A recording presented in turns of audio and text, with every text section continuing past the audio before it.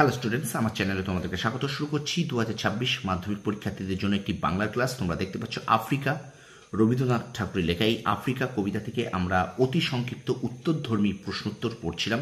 আজকে পড়ব দ্বিতীয় পর্ব। প্রথম পর্ব আমরা করেছি, তো আজকে দ্বিতীয় এবং শেষ পর্ব আমরা কমপ্লিট করব। চলো শুরু করি ক্লাসটি। তোমাদের সামনে রয়েছে রবীন্দ্রনাথ ঠাকুরের লেখা আফ্রিকা কবিতা। ঠিক আছে, এই আফ্রিকা কবিতা থেকে আমরা এখন পড়ব অতি সংক্ষিপ্ত উত্তর ভিত্তিক প্রশ্ন উত্তর এর সেকেন্ড পার্ট এবং লাস্ট পার্ট। অ্যাকচুয়ালি এটা লাস্ট পার্ট। ঠিক আছে, চলো শুরু করি ক্লাসে। দেখো, এলো মানুষ ধরার দল। এই মানুষ ধরার দলের বিশেষত্ব কি? না, হিংস্রতায় এদের নখ ছিল আফ্রিকার অরণ্যচারী নেকড়ের থেকেও ধারালো। আচ্ছা, 2 নম্বর দেখো, পরে প্রশ্ন দেখো, হায় ছায়াবৃতা।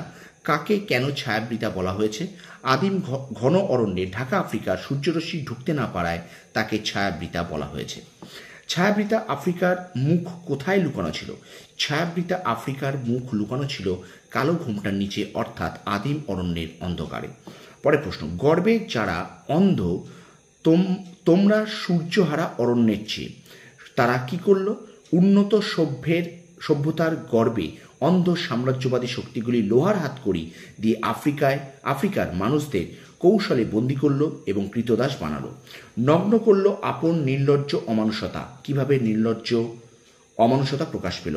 সাম্রাজ্য বিস্তারের লক্ষ্যে মানুষকে দীর্ঘকাল ধরে শিকল পরিয়েছে। তথাকথিত সভ্য মানুষের ক্ষমতার প্রতি এই বর্বর লোভের মধ্য দিয়ে তাদের নির্চল্য অমানুষতা প্রকাশ পেয়েছে। পঙ্কিল হলো ধুলি তোমার রক্তে অশ্রুতে মিশে।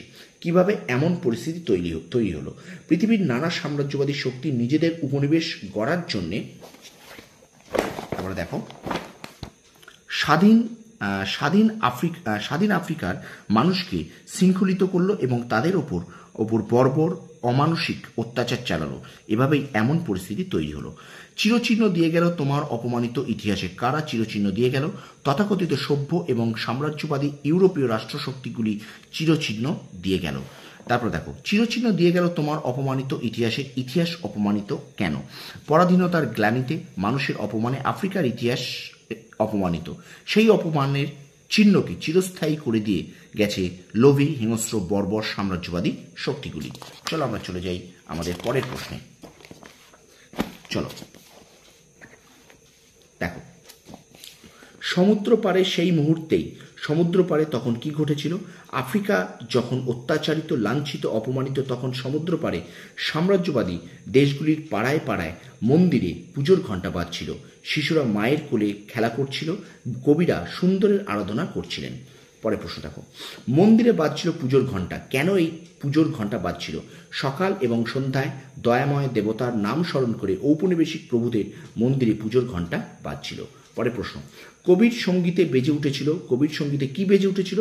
রবীন্দ্রনাথ ঠাকুর রচিত আফ্রিকা কবিতার আলোচ্য অংশে কবির সঙ্গীতে বেজে উঠেছিল সুন্দরের আরাধনা। পরে প্রশ্ন দেখো, প্রদোষকালে ঝঞ্ঝা বাতাসে ক্রুদ্ধশ্বাস। প্রদোষকাল বলতে কোন সময়কে বোঝানো হয়েছে? প্রদোষকাল বলতে সন্ধ্যাকাল বা দিনের অন্তিম সময়কে বোঝানো হয়েছে। আচ্ছা, পরের প্রশ্ন দেখো এবার, আজ যখন পশ্চিম দিগন্তে প্রদোষকাল ঝঞ্ঝা বাতাসের ঊর্ধ্বশ্বাস, যখন গুপ্ত গহ্বর থেকে পশুরা বেরিয়ে এলো, অশুভ ধ্বনিতে ঘোষণা করল দিনের অন্তিমকাল, উদ্ধৃতাংশে কোন রাজনৈতিক ঘটনার স্পর্শ রয়েছে? তাহলে উদ্ধৃতাংশে আফ্রিকার কৃষ্ণাঙ্গ মানুষদের প্রতি শ্বেতাঙ্গ মানুষদের এবং তথাকথিত সভ্য ও উন্নত রাষ্ট্রগুলির অত্যাচার ও উৎপীড়নের মতো রাজনৈতিক ঘটনার ছোঁয়া রয়েছে। পরের প্রশ্ন দেখো, গুপ্ত গহ্বর পশুরা বেরিয়ে এসে কি ঘোষণা করলো? গুপ্ত গহ্বর থেকে পশুরা বেরিয়ে এসে কি ঘোষণা করলো? না, গুপ্ত গহ্বর থেকে বেরিয়ে এসে পশুরা দিনের অন্তিমকাল ঘোষণা করেছিল। পরের প্রশ্ন, এসো যুগান্তরের কবি। কবি রবীন্দ্রনাথ ঠাকুর যুগান্তরের কবির কাছে কোন ডাক দিয়েছেন? রবীন্দ্রনাথ ঠাকুর যুগান্তের কবিকে আসন্ন সন্ধ্যার শেষে অপমানিত আফ্রিকার পাশে দাঁড়ানোর ডাক দিয়েছেন। পরের প্রশ্ন দেখো, আসন্ন সন্ধ্যার শেষ রশ্মিপাতে সন্ধ্যাকাল আসন্ন কেন? তার দেখো, যে অশুভ ধ্বনিতে দিনের অন্তিমকাল ঘোষণা করেছে গুপ্ত গহ্বরের পশুরা। দিনের শেষে পশ্চিম দিগন্তও ঝঞ্ঝা বাতাসের শ্বাসরুদ্ধ, সভ্যতার যেন সংকটকাল উপস্থিত। তাই রূপকার্থে বলা হয়েছে সন্ধ্যাকাল আসন্ন। পরের প্রশ্ন, ক্ষমা করো। এই ক্ষমা প্রার্থনার মধ্য দিয়ে কবির কোন মনোভাবের প্রকাশ ঘটেছে?